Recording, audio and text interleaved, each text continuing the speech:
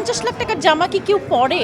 আমরা তো বেশিরভাগ কাপড় পরি মানুষের, যে আমাকে নায়িকাই হতে হবে একটা ভালো জামা পরার জন্য। জীবন থেকে যদি এই শব্দগুলো বাদ দিয়ে দিতে হবে। আমাকে কেউ কখনো এতটুকু সাহায্য করেনি এবং স্ট্রাগলের গল্প শোনাতেও পছন্দ করি না, সেগুলো বেচতেও পছন্দ করি না। দুঃখের গল্প আমি বেচতে পছন্দ করি না। দর্শকরা হচ্ছে আমার পাওয়ার, দর্শকরাই আমার সব।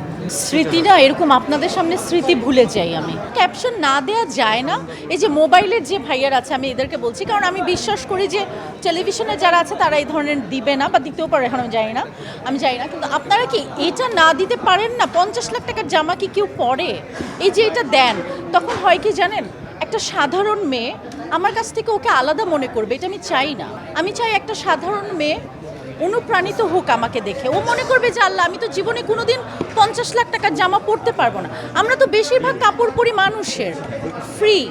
এই যে আজকে শাড়ি পরেছি, ডিজাইনার এসেছে, সে আমার জন্য বানিয়ে দিয়েছে, আমার তো 1 টাকাও খরচ হয়নি।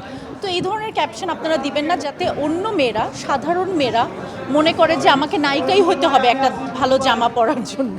এটা যাতে না মনে করে। জীবন থেকে যদি এই শব্দগুলো বাদ দিয়ে দিতে হবে। যদি কিছু না, এরকম কখনো হবে না, আল্লাহ মাফ করুন। হ্যাঁ, দর্শকদের জন্য আমি সবসময় বলতে চাই ধন্যবাদ, কারণ আমার ক্যারিয়ারে আমাকে কেউ কখনো এতটুকু সাহায্য করেনি এবং আজকে পর্যন্ত আমি কোনো গ্রুপের সাথে নেই, আমার কোনো বন্ধু বান্ধব নেই, আমার কোনো সার্কেল নেই, আমার কোনো আড্ডা নেই, আমার কিছু নেই। সো আমার একমাত্র পাওয়ার হচ্ছে আমার দর্শক, যারা আমাকে রেলেভেন্ট রেখেছে।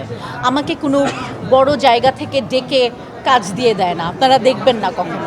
সো আমার স্ট্রাগলটা আমার মতো, বাট আমি আসলে স্ট্রাগলের গল্প শোনাতেও পছন্দ করি না, সেগুলো বেচতেও পছন্দ করি না। দুঃখের গল্প আমি বেচতে পছন্দ করি না। দর্শকরা হচ্ছে আমার পাওয়ার, যারা আমাকে রেলেভেন্ট রাখে, যারা আমাকে রানীর মতো করে ভালোবাসে। দর্শকরাই আমার সব। কাজের জন্যই বেশি যাওয়া হয়, দেখা যায় শো থাকে, কাজ থাকে, তো কাজের জন্য যাওয়া হয়, আর ঘুরতে তো যাওয়া হয়।